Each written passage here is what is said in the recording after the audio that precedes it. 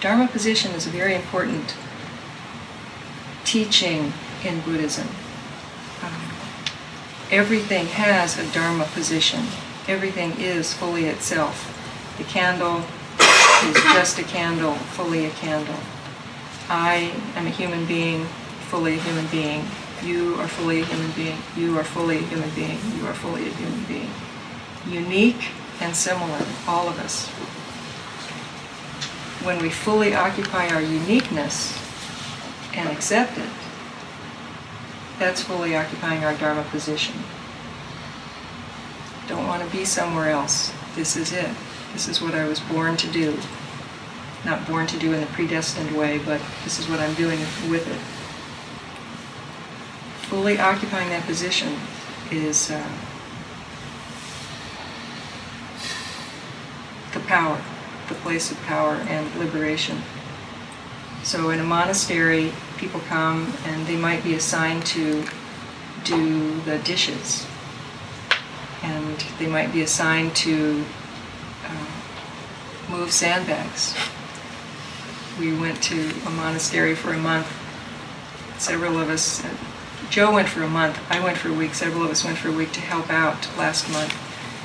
And we arrived, and here they are, these wonderful, important people from Houston. Great. Would you go move those sandbags? And that was it. We occupied our Dharma position. I actually didn't have to move the sandbags, thank God. All the people who have upper body strength moved the sandbags. I did a few other things, but we occupied our Dharma position, and that keeps the monastery rolling so that everybody can be encouraged. And in your Dharma center also, each of us does whatever is necessary, and we wake up in the middle of that activity. So right action is the activity of occupying your Dharma position. It really is. The wisdom eye sees it, and the illumination that comes from Prajnaparamita shows us all the corners, what puts light into all the corners. But what if we are thinking about it? To occupy one's Dharma position ultimately means not to manipulate the situation, not trying to make it other than it is, not trying to adjust it even a bit, ultimately. So a bodhisattva or a Buddha would walk into this room and they wouldn't try to change it a bit. It wouldn't be manipulated. This is it. This is the seed of enlightenment. But what if we have to think about things? Here are some ways to practice right action. Allow yourself to be moved to action in response. If something calls to you, do it without delay. This is a great practice. If there's a grape rolling across the floor, you reach down and pick it up without delay. No time to think, is this good or bad? You see it? Do it. You see a piece of litter blowing across the street, and it occurs, your hand starts to go to pick it up, just do it. There are many things available to do, and it's a lot less tiring if you don't think about it. Just do it. Right action. And then, once you are doing action, as we did tonight, offer up the benefit, dedicate the merit. Something just has been done. The merit is dedicated to the liberation of all beings. Even if you are not sure if it was a helpful thing, dedicate the merit. Even if you are not sure that it would weigh heavily on the scale of right things, still, it's the action that counts. It's the intention that moved you that has the power. Right action and right intention are very closely connected. So, for bodhisattvas, right action is really ultimately non-personal action, because bodhisattvas are the beings who understand that they're the nature of the personal self. So you could say ultimately right action is selfless action, in the same way that the action of a mother taking care of her only child just moves to do the action. There's not much self involved. It moves that way. So for a bodhisattva and for people practicing right action, the self doesn't get in the way. It just moves toward it and acts. Another way to think about action is in terms of the perfections themselves, the 6 perfections. And the first one is generosity. From the point of view of motherly behavior or of wisdom behavior, generosity is the permission we give to all things to be themselves, to be such as they are, to be the mysterious suchness. So generosity is to give birds to themselves, give your friends to themselves, give the great earth to the great earth. Generosity is giving non-attachment to things. There's a saying in Dogen Zenji, and one of the founders of Soto Zen, that when a person who gives walks into a room, people first look at that person. So I think what that means to me is that people who are in the act of giving aren't expecting anything. Giving means that they're not expecting anything in return. And this is motherly behavior also, the ultimate, the supreme mother, not expecting anything in return. To be a mother is to be in the phase of relation to anything that is an act of giving life. So it could be anything, men or women. To mother something is to be in the act of giving permission rather than in the act of taking something in return. Although this is a very beautiful system because people who are mothers understand that just to see something bloom gives so much joy that you end up getting far more than you're giving. But then you dedicate the merit of that joy, and it keeps this big circle of giving going. The permission keeps on flowing out. So again, to imagine that great earth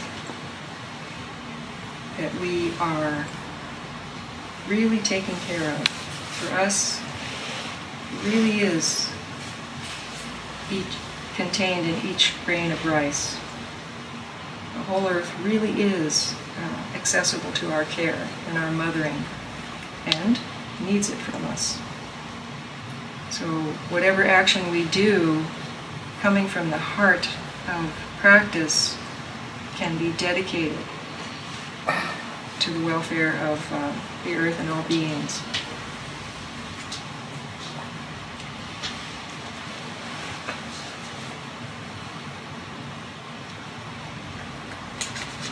So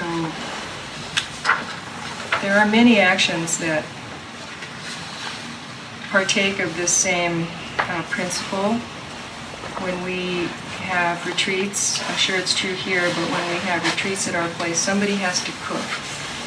So cooking is action in Zen practice very central.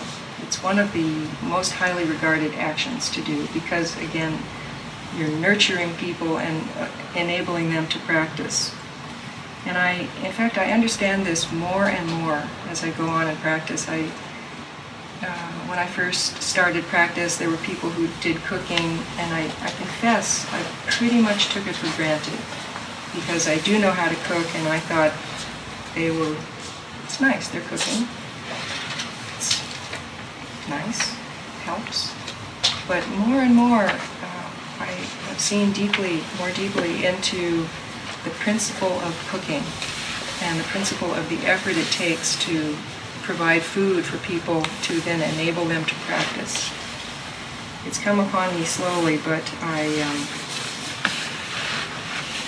appreciate it more and more because somebody who's cooking for a retreat has to pay close attention to the needs of the people, the finances of the temple, the availability and quality of the ingredients. It can't be taken lightly. So when we're thinking about the whole great earth as a grain of rice, when we really think about it, each ingredient that goes into our meal is highly precious. And the resources of our Zen centers, very precious. Our resources are big, but they're not limitless. And it's one of the jobs of the person who does the cooking is to embody that reality. People have individual needs, people have different bodies, different resources are available, time is limited, and how do you manifest that in the spirit of generosity and good cooking and good taste? How do you do that? It's a very, very refined practice. And you have to be accurate. So one of the jobs in the Tenzo Kyokan, the instructions, the guidelines to the cook are, here's this. After all the preparations for the meal are complete, clean up thoroughly, putting everything back where it ought to be.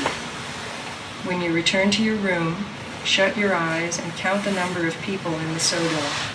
Do not forget the elder priests and retired monks, plus those living in single rooms. This is selfless practice. The person who's doing the cooking has to go back to their room, close their eyes, and then envision all of the people in the room and remember them. Think about them. And come up with an accurate count so you don't waste the resources of the temple by cooking too much or make people unhappy or unhealthy by not cooking enough. This is really good practice. It's selfless practice. And it's the practice of people who understand how important each individual is. You don't just cook a meal and take it or leave it. It's, no, precisely. I close my eyes, I think about each individual and how much each one would need. That's actually how you cook a meal in a Zen temple. And if there's not enough, the cook has to go back and make more. And if there's too much, it's carefully saved and then used in the next meal. No waste.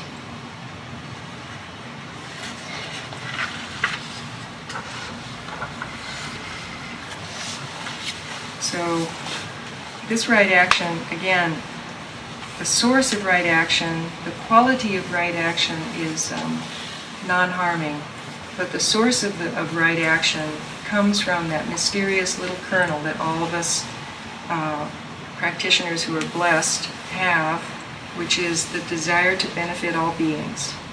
So bodhicitta, the mind of awakening that somehow gets born in people, like a little grain of rice that's sprouted.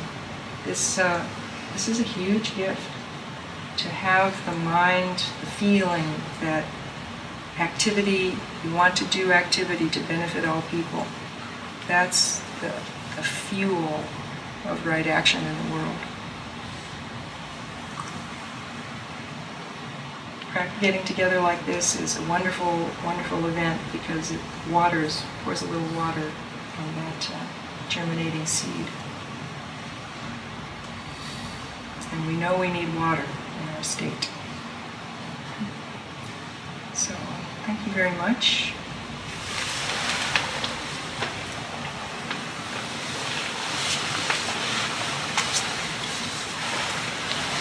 Thank you, Sensei. And by the way, we need a cook for this weekend retreat.